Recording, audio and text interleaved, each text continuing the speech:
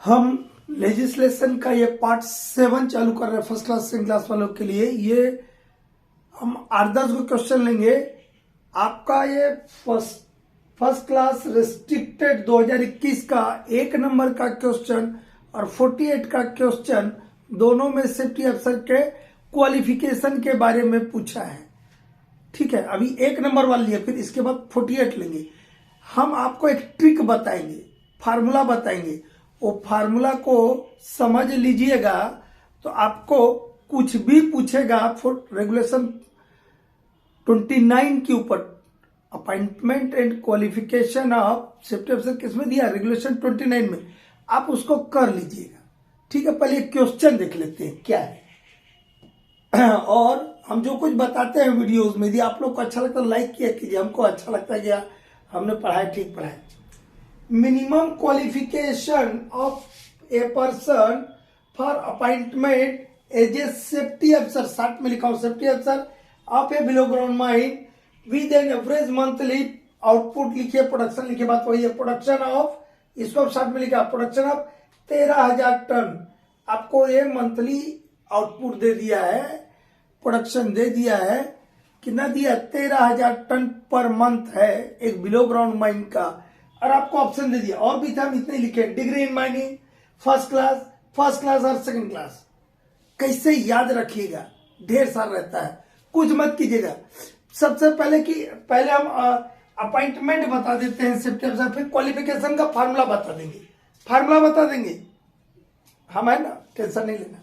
Appointment कब करते हैं, कब हमको अपॉइंटमेंट करना, appointment of safety officer, regulation number 29, appointment and qualification दोनों चीज एक ही में है। हम अभी क्या बता रहे हैं, अपॉइंटमेंट कब करते हैं, बिलो ग्राउंड माइन के केस में यदि मंथली आउटपुट जो है वो 5,000 टन से है कम से कम तो, और अंडरग्राउंड ओपन कास्ट के केस में 20,000 क्यूबिक मीटर पर मंथ यदि आप मटेरियल हैंडल करते हैं, तब मैनेजर की सहायता के लिए एक सेफ्टी ऑफिसर अपॉइंट करेंगे। मतलब अपॉइंटमेंट के लिए क्या करें, मिनिमम क्राइटेरिया हो गया कि 5,000, कम से कम 5,000 टन पर मंथ अंडरग्राउंड में, और ओपन कास्ट में 20,000 cubic metre per month production चाहिए। यदि है तो आपको मैनेजर की सहायता के लिए सेफ्टी अफसर रखना, ये अपॉइंटमेंट का पार्ट हुआ।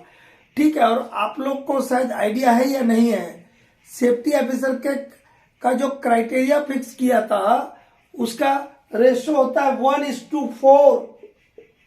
कितना होता है भैया, 1:4। यदि आप अंडरग्राउंड में 1 ले रहे हैं तो सेफ्टी अफसर को अपॉइंटमेंट के लिए ओपन कास्ट में 4 लेना होगा।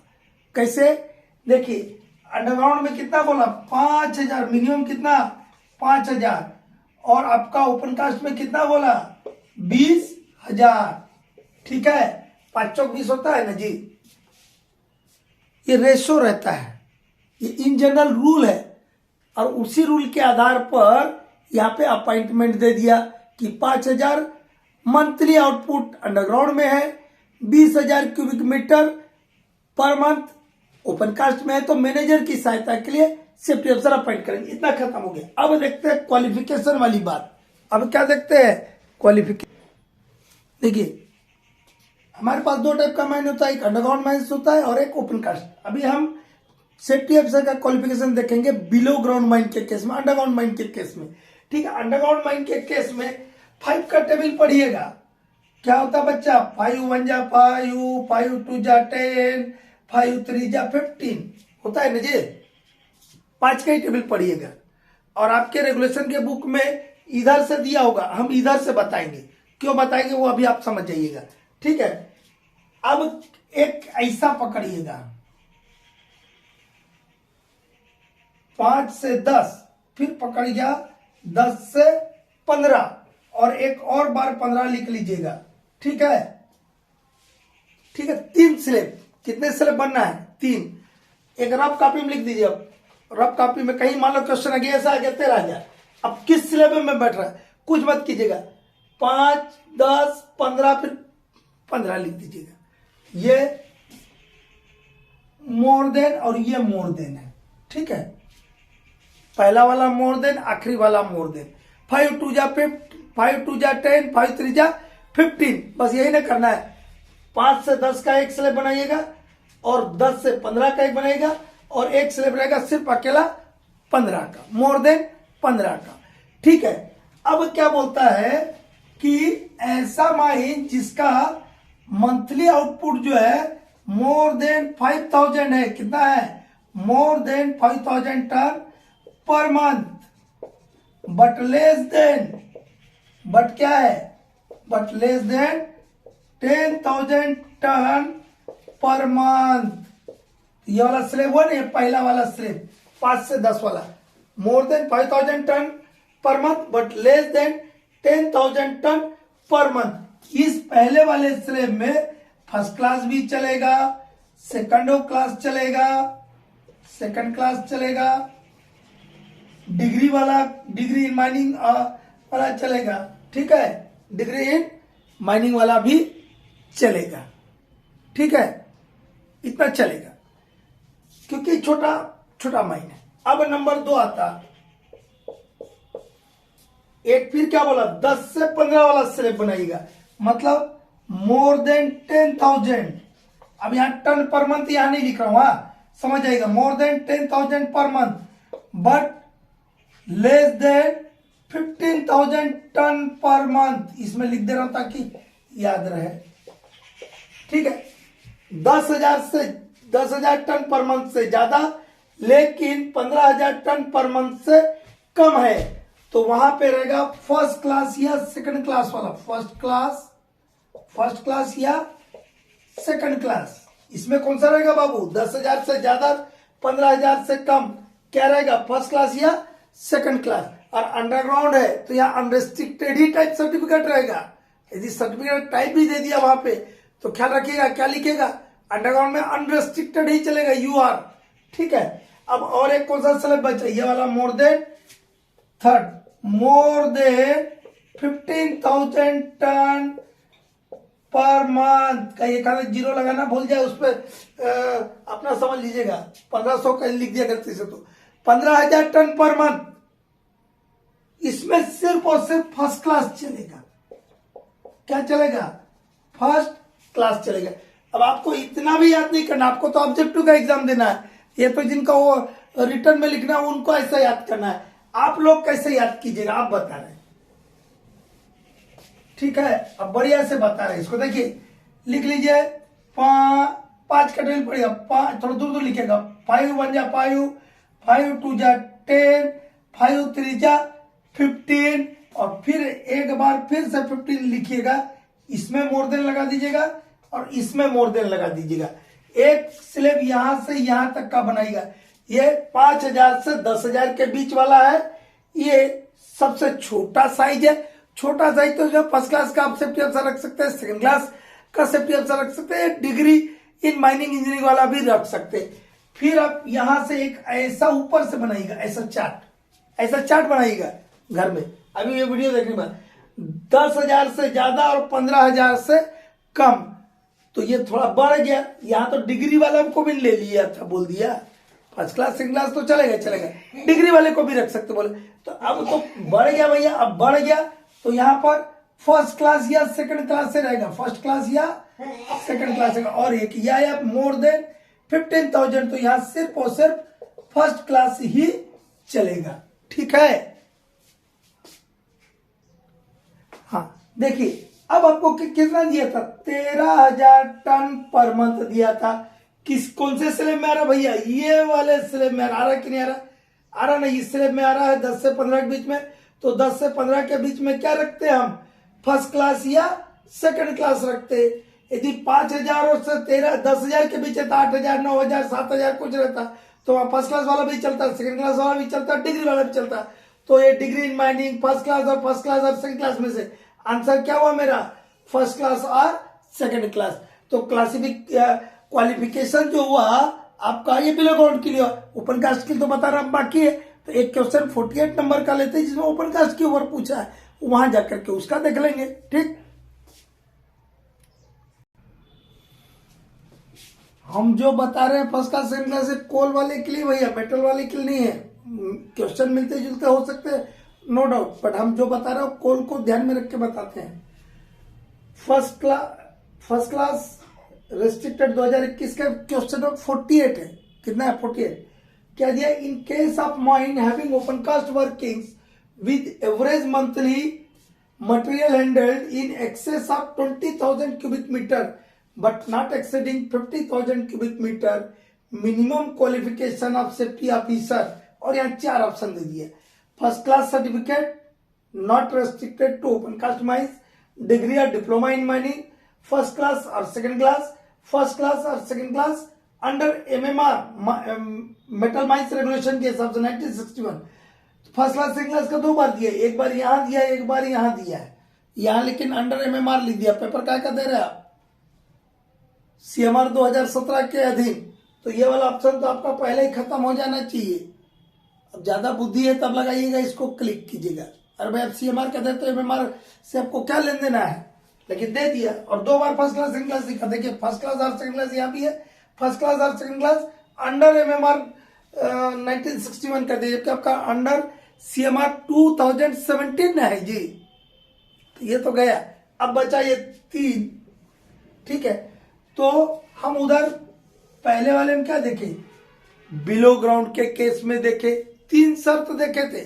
5 कैटेगरी में 5 से 10, फिर 10 से 15 और मोर देन 15। आपके रेगुलेशन में दिया, आपके रेगुलेशन में 15, फिर उसके नीचे नीचे सब उल्टा दिए। जैसे मेरा 1 नंबर था वो सबसे आखिरी में रहेगा। ठीक है, तो 5 से मोर देन 5,000 और लेस देन 10,000 में क्या बोला था?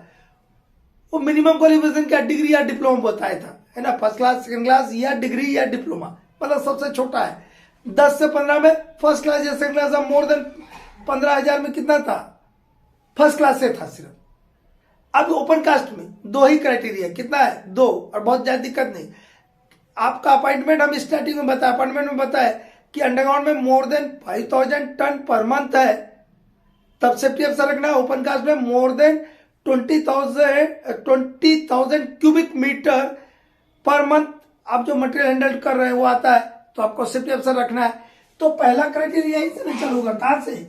मोर than 20,000 cubic metre but less than या नॉट एक्सीडिंग जिसको बोलते हैं, but less than 50,000 cubic metre per month. 20,000 से ज्यादा है तो आपको सेफ्टी अफसर रखना है, लेकिन 20,000 से ज्यादा है लेकिन 50,000 से कम है तो आपको रखना होगा फर्स्ट क्लास या सेकंड क्लास। मतलब मिनिमम क्वालिफिकेशन क्या होगा? सेकंड क्लास भी हो सकता है। ठीक है, फर्स्ट क्लास या सेकंड क्लास। और दूसरा क्राइटेरिया अब एक है more than 50,000 cubic metre per month. यहां सिर्फ और सिर्फ फर्स्ट क्लास रहेगा।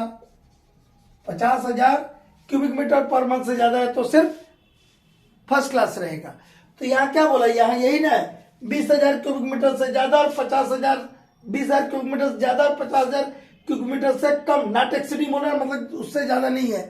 तो क्या रहेगा आपका? ये वाला सी वाला आंसर, फर्स्ट क्लास और सेकंड क्लास। आपका जो क्वेश्चन पेपर है तो हम उसके पूरे ऑप्शन नहीं लिखते, तो उसमें ये नंबर सी नहीं होगा।